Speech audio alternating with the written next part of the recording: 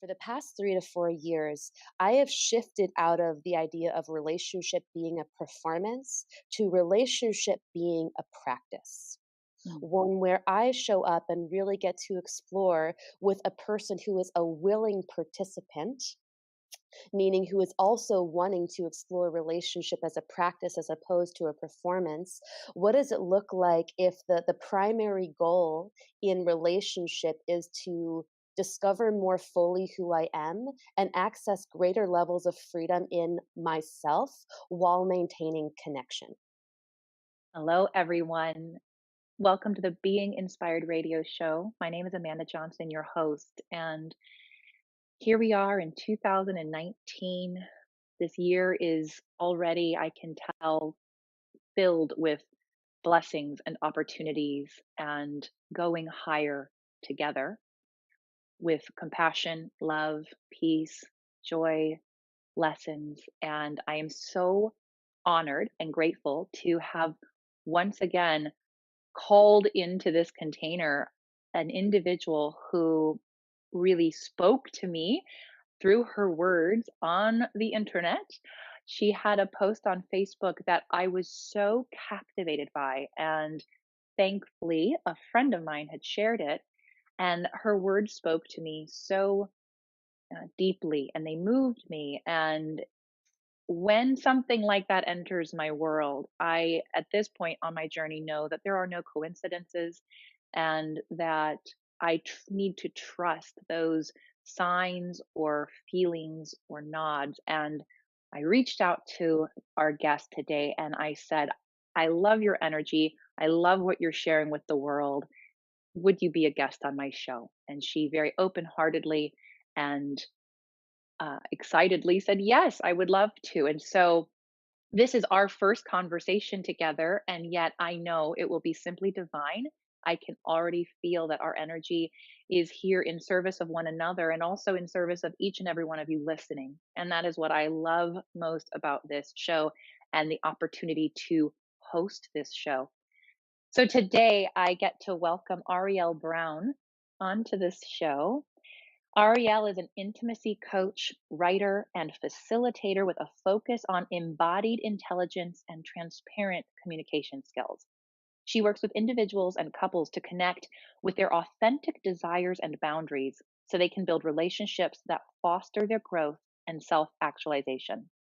She offers comprehensive experiential learning through online courses, workshops, and experiences focused on creating alignment in our relationships, sexuality, and self expression. And you can learn more about her work at ariellebrown.com, which of course I will link to in our show notes. Arielle, thank you for being here and joining us today. It's such a pleasure to be here. I am smiling from the inside out. And that gives me chills. So here we go. This is going to be great. As I love to do with each of my guests, I ask them a very simple question before we come together in this space and time, which is what do you stand for or what would you consider is part of your essence? Why are you in the world? What are you here to share? And of course, I get a lovely response that is unique to each guest, and Ariel's was no different. And a few things that she wrote in that response was around being authentic and sharing our truth in life and specifically in relationships and how important that is for the overall healing of our world. And I could not agree more. And what really stood out to me was this idea of relationships, probably because I'm really in that space myself in my life. And I use these opportunities not only to share all of this inspiration and wisdom with each of you listening, but to also receive that for myself and trust that if it's something that I need to hear, it is something you also need to hear. So, as I like to do, I found a passage from a book that has inspired me on my journey to kickstart our conversation. And this comes from a book that I have referenced before, Marianne Williamson's A Return to Love. Today, I'm going to read this passage that speaks to this concept of authenticity in relationships. And so I ask Ariel and those listening to tune in to what you hear through Marianne's words. What is it that she has to say to you today in this present moment? And how does it speak to you? And then we'll go from there. In the special relationship, I'm afraid to show you the real truth about myself, my fears, my weaknesses, because I'm afraid that if you see them, you'll leave. I'm assuming you're as judgmental as I am. And I'm also not really jumping up and down wanting to see your weak spots either because it makes me nervous to think I'm involved with someone who has them. The whole setup mitigates against authenticity and therefore against real growth. A special relationship perpetuates the self punishing masquerade in which we all seek desperately to attract love through being someone we're not. Although we're seeking love, we're actually fostering our own self hatred and lack of self esteem. So, Ariel, as you hear that passage read, and there was a lot in there, what stood out to you or what spoke to you in this moment? I mean, in short, the whole thing. Uh, what she speaks to around how, especially, I have the experience of growing up in American culture. I can't speak to cultures outside of this in the same way, but my experience and what I see as many other people's experiences is that we are trained to pursue love by changing who we are. Because there's been this inherent conditioning that we are wrong, unworthy, or unlovable as we are, and we wind up building our relationships on the foundation of pretending or performing and acting. And when I heard you saying and reading it, it was a combination of like smiling in synchronicity and also sadness and tears because of how empty and hungry so many of us in this culture are because of that very truth that she is speaking to. And my body is feeling that as well, very much a deep resonance with what you're saying that we do. We walk around craving these connections and this love, and it's rooted in and so we go around pretending and performing because we do not believe who we inherently are is worthy and lovable. And I'd love to go there because this is also a major theme that is popping up in my experience right now through other books or conversations, etc., is Mm, that we feel we need to deny who we truly are. mhm. And can you talk to me a little bit more about that in your own experience, either what you have learned or where you think that stems from, or what your experience has been with that?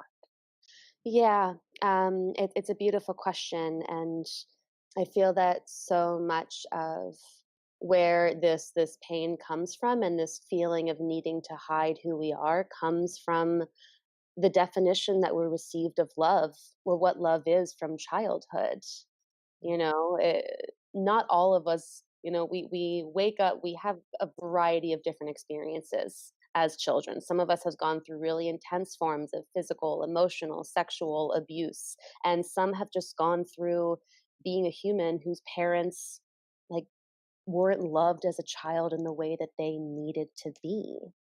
And Mhm. I feel like we get this idea of what love is when we're younger, which might be, oh, I couldn't be too excited when I was younger because then mom wouldn't give me love. Or if I was too emotional when I was younger, then my father would get mad at me for being too sensitive or too dramatic.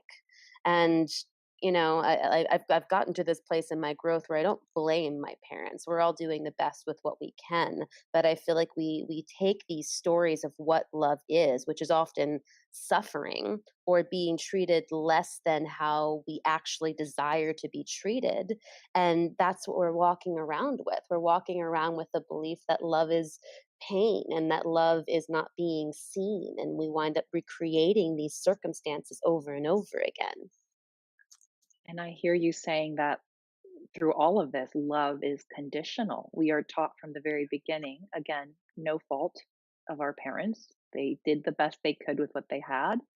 And to your point, they probably weren't modeled how to be loved either. And we do grow up from this very young age of, I will love you if, or that's how we interpret it because of how we see their reactions or their responses to our what feels like our natural behavior or our innate ways of being.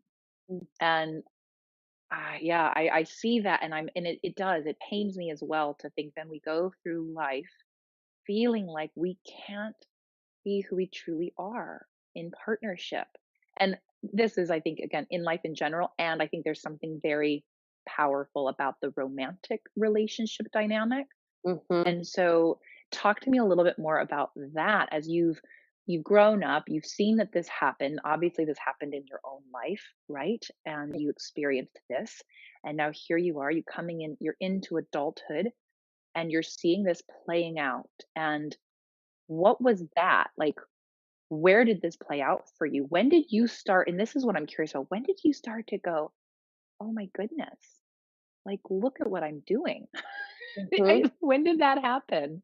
Well, it happened through a series of romantic relationships with men in my 20s where, um, I kept having the experience of abandoning myself in order to make a relationship work where I didn't even know the person, and there was a lot of toxicity to the dynamic. I remember one past relationship with a man who was a very, powerful and magical man, and also imbalanced emotionally and really not in his right mind in many ways. And I reflect on another relationship with a man who was very controlling and really, because of his own insecurities, wanted to convince me that I wasn't trustworthy. And I would just have these experiences of getting into a relationship and realizing, like, I'm a very bright, intelligent, amazing woman, yet this thing keeps happening where I'm so attached to the idea of finding my prince charming, like my man that I get to spend the rest of my life with, that I put on, like, I call it princess goggles. Mhm. Disney raises us to find our white knight, and he's going to save us from our circumstances that we could not save ourselves from, and then we're going to ride off on the back of his horse into the sunset, and that's the end of the story. And I would just keep pursuing that and abandoning connection to my own self-knowing, my own intuition. And I realized, like, similar to what you were saying, like, I've been doing this work for like a while, the devotion to myself. And despite the fact that I'm so devoted to knowing myself, there's this piece where when I get into romantic relationship, all of that kind of falls to the wayside. And I got myself to this point where I realized, I'd had sex with so many men at this point. This is probably like 5 or 6 years ago, maybe more than I can count. And I remember feeling like, for all the men that I've had sex with, my ability to be able to know what it is that I want and to be able to ask for and communicate it in the moment and feel comfortable enough in my body and in our connection that I could actually open to receiving pleasure. Mm, Maybe 2 or 3 men. mm, Maybe, like, maybe. And I realized, the common denominator here is me. And there's something within me that needs to change the way that I'm engaging in relationship in order to get in, like, experience a different result. mhm, And the other piece here, which I was just reflecting on a couple of days ago, because for the past 3 years or so, I've been practicing non monogamy, which, for those who aren't familiar, I would define it as allowing myself to cultivate deep intimacy with a man or any human that I'm attracted to and explore relationship without immediately going into committed monogamous partnership. And I was just reflecting on how in America, we're so conditioned to jump into committed monogamy and really only have that person be the primary source of our love and affection and touch and validation. And I want to be very clear that I don't have any issue with monogamy. I think that everyone has their own form of relating, which is ideal and you like specific to them. But I think many of us engage in monogamy from a place of conditioning, like that's what I'm supposed to do, that's what the right thing is to do. And then you couple that with all of this conditioning around feeling like we need to hide who we are in order to receive love. And what I find is that many monogamous conventional relationships wind up becoming self created prisons where we engage in a relationship projecting this idea of who we need to be based upon the projected idea of who this person across from us is, and we kind Mhm. of create this box where, okay, so you have to be this person and I need to be this person and this is how we relate. And then the problem is we create this foundation of the relationship built on um, like image or performance, and then we're growing this root system of the relationship, which is actually not truth. And Mhm. eventually, we'll get to this point where we realize, like, oh my goodness, I've been hiding myself for like 3 months, 6 months. And you know what? It was able to do it when I was earlier on in the relationship. But at this point, I am just like overwhelmed with resentment and desires that I don't know how to express, boundaries that I'm afraid to communicate, and I need to blow this baby up because I just can't handle the illusion anymore. And that was a rather lengthy rant of the way that I believe we're conditioned to do romantic relationship in America is not working for the direction we as a species needs to evolve in. And I really appreciate you going there and sharing that. Also acknowledging, because I know it's all too easy for me to get into wanting to judge or say, well, this really is better or that's the right way. And I really appreciate that that's not the case. Non monogamy is not necessarily better than monogamy. Equally, monogamy is not necessarily better than non monogamy. And what I think you highlight is it will be for each of us what we need. However, are we being authentic? Are we being true? Or are we operating out of fear and programming? And what I kept hearing was going back to Marianne's quote that specifically in those, not all, of course, not all, some, maybe the majority of monogamous relationships, especially if built on this conditioned programming and some inauthenticity or a lot of inauthenticity is driven by the fear of, if I am who I am, or if I express my needs or my desires or my boundaries, then that person will leave. And I am so afraid of being alone that I will do whatever I need to maintain this illusion. And I think that Mhm. is driving most of our, and again, I can't say, I don't know if that's true. I imagine that drives many romantic relationships and certainly has in my life. And my question now is, as you've explored over the past few years, or how to being in non-monogamy and how to show up more authentically. What now? Because I also imagine it's not easy, even when we know it. I mean, I know it on my in so many levels of intellectualizing it and even having experienced it. And then to your point, I get in that romantic relationship. It's like, whoop, where'd I go? What just happened? How can I not express myself right now? Like literally, I can't get the words out of my mouth that I want to say, right? There's such a it's almost a physical block at times. So what does that journey look like for you? How have you started showing up more authentically? And yeah, what does that look like? What does that mean? What does that feel like in your experience? Totally. Oh, I mean, it's such a beautiful, beautiful question. And before I go into it, the other piece that I want to name about different styles of relating non monogamy versus monogamy is I also want to invite that we can move through many different evolutions of relationships. So, for example, I've been practicing non monogamy now mainly because I realized that I was operating in a fear based form of monogamy, and I've chosen, okay, for at this point in time, this is what feels good to me to kind of like reestablish who I actually am and how I want to be in relationships. So for the people who are listening, who can get attached to different labels, what I really want to invite, and this leads back to the question you asked of me, is for the past 3 to 4 years, I have shifted out of the idea of relationship being a performance to relationship being a practice, Mm. one where I show up and really get to explore with a person who is a willing participant, meaning who is also wanting to explore relationship as a practice as opposed to a performance.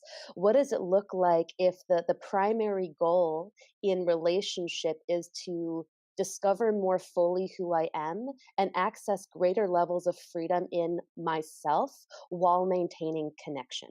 We live in a very isolated culture, so the connection piece is key. And when you asked me what really started me down this path, it's interesting because it actually started with a practice called orgasmic meditation. Are you familiar with the practice? I have heard of it. I can't say I have practiced it, but I have the name sounds familiar. No problem. So it's a 15-minute partnered mindfulness practice, which essentially it involves at least one woman, and the woman will basically undress from the waist down and lie down, and then her partner, who can either be a man or a woman, who's wearing a latex glove, and in a 15-minute time container, will stroke a woman's clitoris very gently and deliberately for 15 minutes with no goal other than to just feel exactly what arises in the body.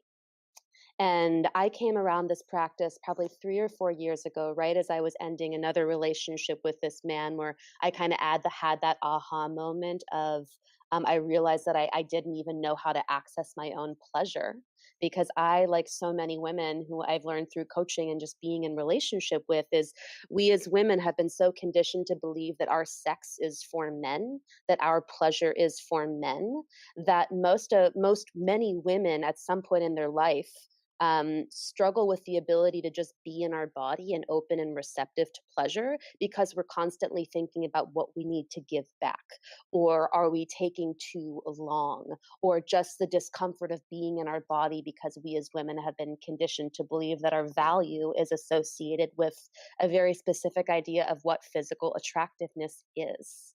And what this practice did for me and does for many women who engage in it is that it creates a specific time container where all of those conditionings get to fall away, where all we were meant to do is be present and just notice, what does it feel like in my body when I'm being stroked in this way? And how can I communicate and ask, like, oh, like, could you move a little bit to the right? Oh, could you apply a little bit less pressure? Could you apply a little bit more pressure? Could you go faster? And it's just so amazing because this practice winds up being this microcosm, like for me, at looking at how am I able to feel what's going on in my body in the moment. And this can apply to relationship. This can apply to, okay, how do I feel in relationship to this person right now? Am I a yes to what they're saying? Am I a no to what they're saying? What does my no feel like in my body so I can identify it in the moment? And then am I willing to take the risk of speaking my truth and have greater priority on being devoted to myself than to making any relationship work? Mm, And that devotion in itself runs completely counterintuitive, especially for women. On some level, this is a human issue, and on another level, women, like up until the very recent past, were reliant upon men for our safety. So, a big part of what I needed to do in my own personal journey was get out of that conditioning and start really realizing that I don't need to look outside of myself and grasp and pursue at lukewarm, mediocre relationships that aren't actually going to satisfy me and come from a place of fearing that there's nothing better. And mm, instead, through this practice of really getting clear on, what does my pleasure feel like? Who am I? What do I want? What I started to do was create alignment between my inner truth and my outer reality. And what that means is looking at anywhere where I feel something in my body, but I'm acting in my external reality in a way that isn't in alignment with it. I started to clean that up. And in that process of creating alignment, what I noticed is that I started to attract different types of people. into my life, types of people who were more in alignment with what was true in my heart, types of men who wanted to slow down, who could attune to me, who wanted to know what I really wanted. And this is really a big part of the coaching work that I do with people is how do we create alignment between who we are on the inside and what we're saying yes or no to in our life.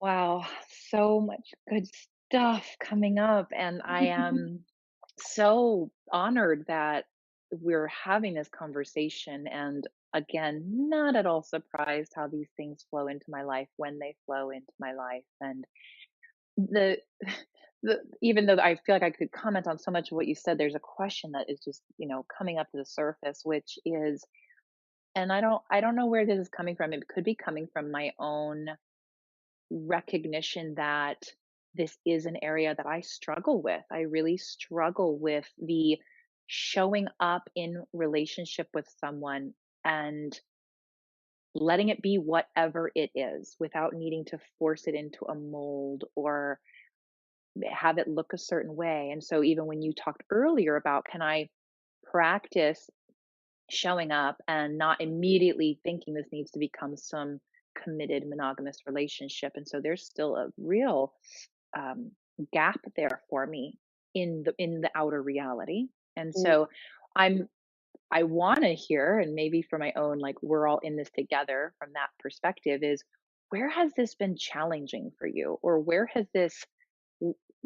are those experiences over the past few years where you were like, whoa, okay, whoops, here I go again? Or, I thought I was, I thought I was doing it. And then it's like, oh, just kidding. Let's try again. And I think I need to hear that maybe for my own validation perhaps, but I would love to hear if that has been the case for you, and then how you've navigated that or what that looked like. Totally. Oh, it's such a beautiful question. And thank you for bringing your own vulnerability into it. And I will be completely honest that I still run the risk of falling into princess goggles, you know? And by princess goggles, I just mean that like, and I don't even think that like, like perhaps this is men's experience as well, but that there's this part of me that does like once my partner, my person, and the part that will like even though I'm so like okay just be present, like loves the imagining and the excitement and the curiosity of what it could be. And I will say that practicing non-monogamy or just and in some ways I don't even feel like it's non-monogamy, but I feel like it's just allowing myself to cultivate intimacy without Mm, needing to clamp down and preserve the thing that is arising, and mm, to just allow myself to feel it. And probably the most challenging experience and what has also created so much freedom for me was through one particular experience of just total heartbreak.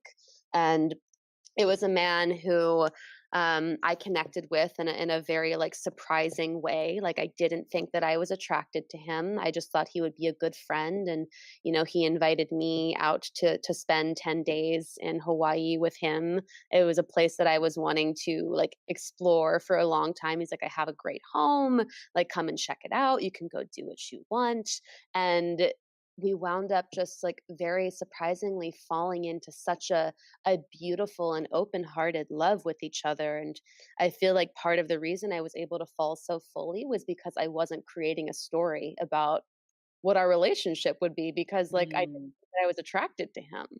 And we wound up falling in love, and just one of the most beautiful heart opening experiences of my life. And I had to go back to California from Hawaii, and he was set to come out for a work trip a couple of months later. And I remember he called me, and we had continued to cultivate our relationship and intimacy. And he called me up and said, I'm cultivating this relationship on the island with this woman, and it looks like we will be moving into a monogamous relationship, and I want to be honest with you because I care about and love you. And I like before I come out there, I just want to be honest so that you can really be clear about if you just want to be friends or if you still want to explore intimacy together. And being the the open-hearted adventurer that I am, like, I thanked him for his honesty and said, like, "Yes, let's do this."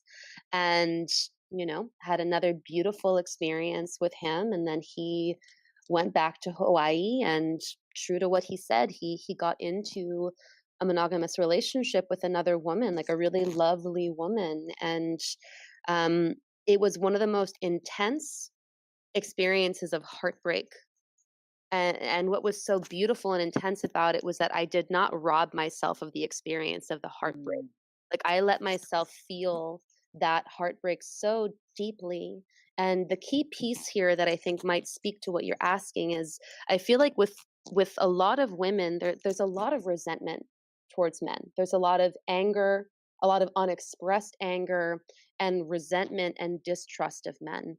And, rightfully so, because women's power and privilege has been taken away and shamed and stigmatized by men for a long time. And what I thought was so beautiful about this experience is that this man showed up in such integrity and with such care for all hearts involved, that I got to have the experience of learning how to love deeply a person who wasn't available in the way that I wanted him to be. And I didn't need to make him wrong. mm, And I feel like that's a lot of what we are kinda conditioned to do, like, when we feel heartbreak, we wanna make something wrong, we wanna make someone wrong, we wanna get angry because it helps justify the heartbreak, mm, and that is one significant experience, and I've had others of just because of the gift of really choosing non-monogamy, at least for this current time in my life, has been to look at where I've built protection mechanisms around my heart, to prevent me from getting hurt, but also to prevent me from really experiencing the depth of love and, intimacy and magic that is available through open-hearted connection. And I really feel like it's some of the most intense and sometimes treacherous work that we can do, but, it also feels like some of the most important work that we can do in these times. so beautiful. And thank you for sharing yourself so openly and vulnerably and allowing us to have a sneak peek into how some of this has unfolded for you. And I certainly know it spoke to me on many levels. And the one other question that I can't leave on the table, I feel like I need to ask it, is there's something in this for me going back to us showing up authentically in ourselves, speaking our truth. This is who I quote unquote am. And now, of course, we are not our personality, we are not our neuroses. And that is a part of the package, at least in our present moment. That's, I show up at times from a place of personality, neuroses, wounding, and I'm at a point in my journey where I'm very aware of it, and yet it's still there.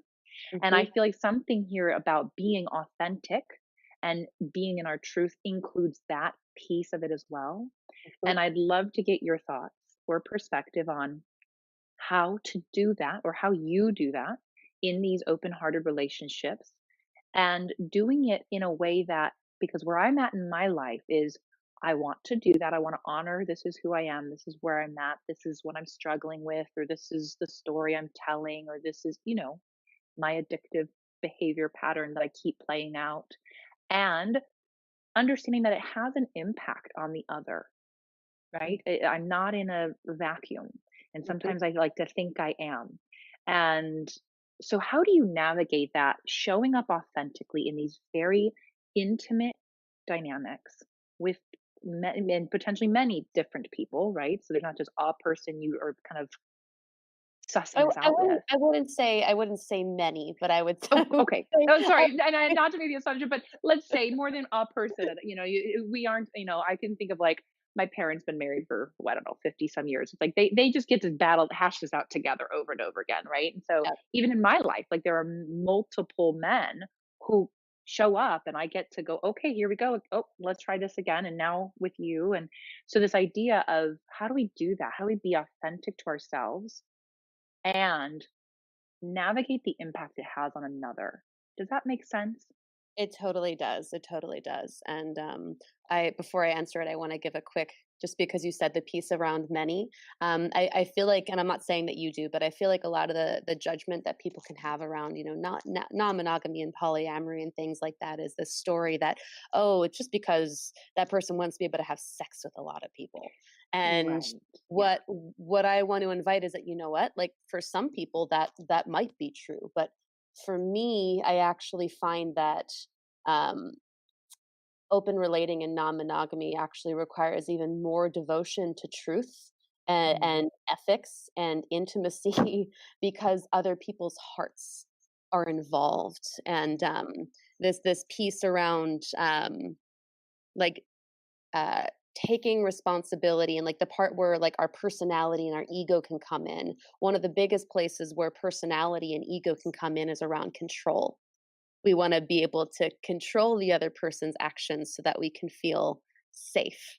That's just one piece that I want to name around, uh, looking at the places where we wanna control another person's actions or desires of things of that nature because it has us feel more safe or more comfortable in the relationship.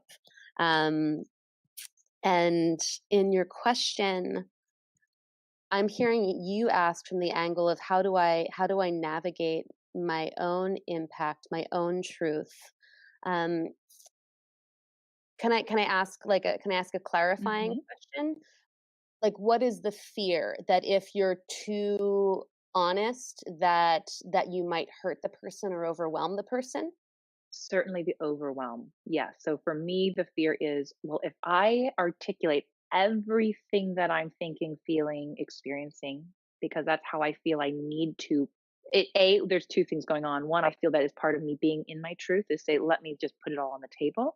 And there's a bit of an ego attachment to that's how I potentially control the person so that I don't have to sit in the discomfort of Beautiful. right? So those 2 things are happening simultaneously, and then the fear is I will overwhelm or push them away.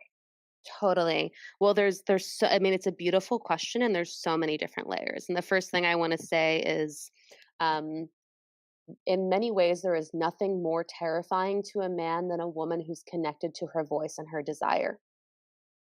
And I wanna let that one sink in on behalf of women because men's roles in terms of how they show up for women are changing in a big way.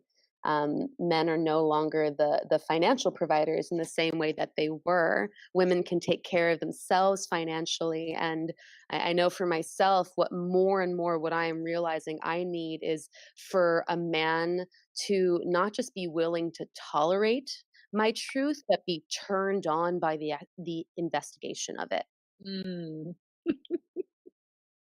And there are men out there who are turned on by it, and there's also not a lot of training out there, for men to learn how to check their own egos enough to be able to stay present with a woman, because men's egos are just as men's egos are just as fragile as women's are, and to be willing to listen to a woman's truth and a woman's desire can be very threatening.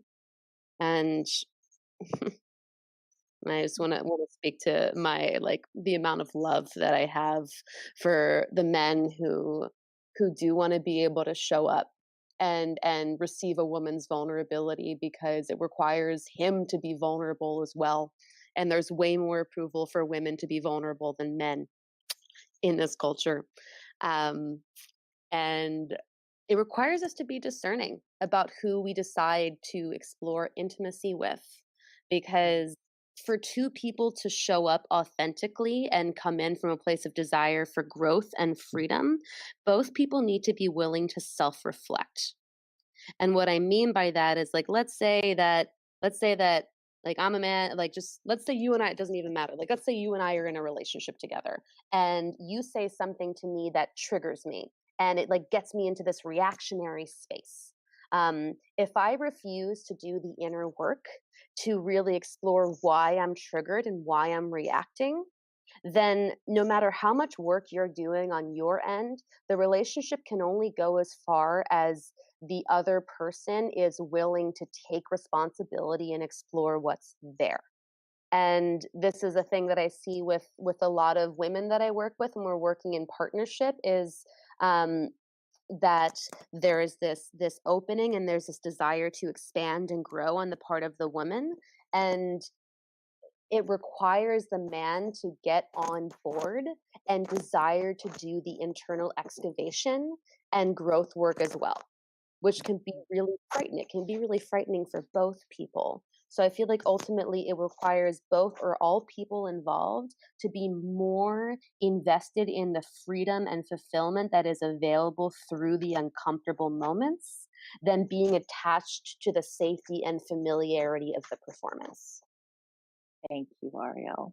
So beautifully said and summed up at the end there, like with a button and everything. That was so delightful. And I feel so grateful and honored that I got a chance to ask that question. And then you were able to so lovingly and powerfully address it. And I think there was something certainly in it for me and for all of those listening. And yes, so much love to the masculine out there who is navigating these new roles. And we're all we're all doing the best we can. And I think there is some settling and reacclimating that needs to happen in these dynamics. And I appreciate your perspective on that so much. So thank you. Thank you. This was such a fulfilling and rewarding conversation for me as well. And of course, I could go on, and I feel we are really at that beautiful, very natural place of completion for now. And before we sign off completely, I do want to ask a few more questions of you where these questions are intended to better understand who you are and where you've journeyed from, in a sense, in terms of what inspires you, because I do believe we are here on our path because of what has inspired us, what has been in spirit and has guided us and led us along this path, and what continues to do that every single day. So that's the intention of these questions before we close. The first question that I ask all of my guests is, who is a source of inspiration for you and why?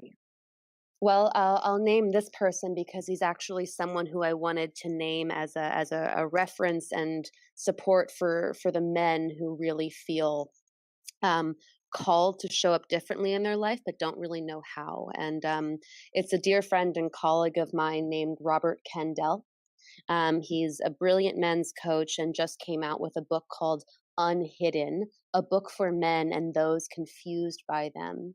And he is just so beautifully laying out the struggle and expectation of what it means to be a quote unquote man in society and how it really sets men up to have a lot of difficulty in navigating intimacy with themselves and especially with women. And in many ways, I feel like he's kind of providing the male counterpart to what I'm providing with women. And I love sharing about what he's doing because it's such a gift what he's giving to men. Thank you for that book recommendation and to giving him the shout out. And please, I mean, I'm intrigued, I'm inspired to look him up, and anyone else feeling the call, do so. I'll make sure to link to him as well so that you know where to find him. Excellent. What place or activity is most inspiring you right now? Initially, I was going to say music because I'm a musician and I love to perform. But when I really feel into that, what activity is most inspiring to me is cultivating intimacy in community. I'm exploring moving into an intentional community living situation, and really opting into what does it look like to create like a cohesive living dynamic where all people involved get to show up genuinely as who we are while also creating like a homeostatic ecosystem where there's harmony.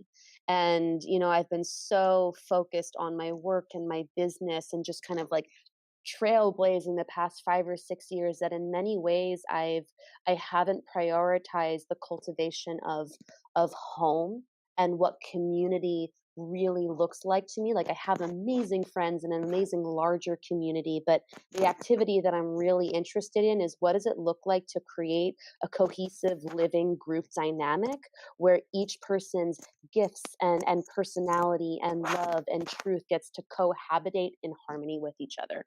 Thank you for sharing that inspiration. Mm. It lights me up over here as well. You can feel it.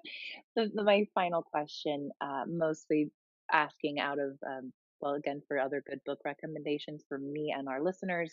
And I have been an avid reader on the journey. And so for me, books have been a huge source of inspiration for me and can continue to be. So, what is a favorite book that has inspired you on your journey? Let me feel into that one.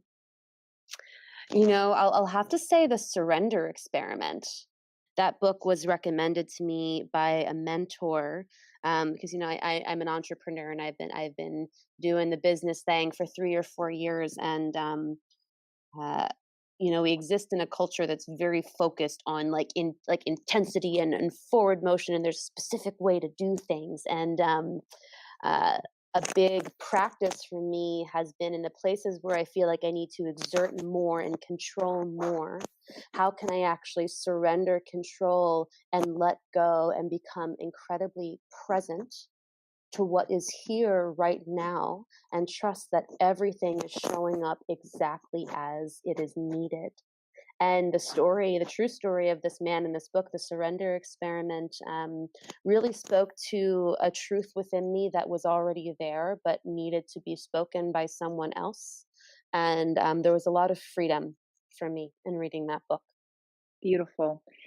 Michael Singer has also been on my very pivotal teacher on my journey. So thank you for speaking about him again. And for anyone listening, if you haven't had the opportunity and something that Arielle just said spoke to you, I highly recommend picking up a copy or finding your way to, which book is next for you.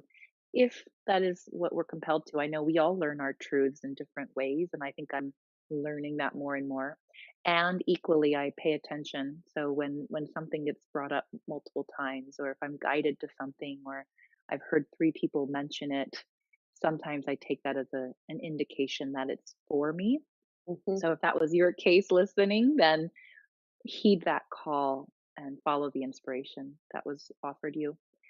Arielle, this has been phenomenal as I knew it would be coming into it, and yet still even probably surpassed my expectation. We certainly went to parts in this conversation that I could not have planned, and yet for which I'm very grateful. So, thank you for showing up in your open heartedness and in your authenticity and in your truth so that we all could experience the gift of that and receive what we needed to receive from this conversation. Thank you. It was such a pleasure, and I equally feel a lot of gratitude for this conversation. Thank you so much. My pleasure. And to those who are listening, thank you for tuning in and subscribing. If you subscribe, please reach out to Arielle, find her. Again, I'll put her website, ariellebrown.com, in the show notes, and in addition to her friend and other resources, so that you can continue to feel empowered to live more authentically in your life and specifically in your relationships, so that we can heal the world one person, one relationship at a time, which is really all we can ever do. So many blessings to you and to this new year ahead, full of growth and possibility. Much love.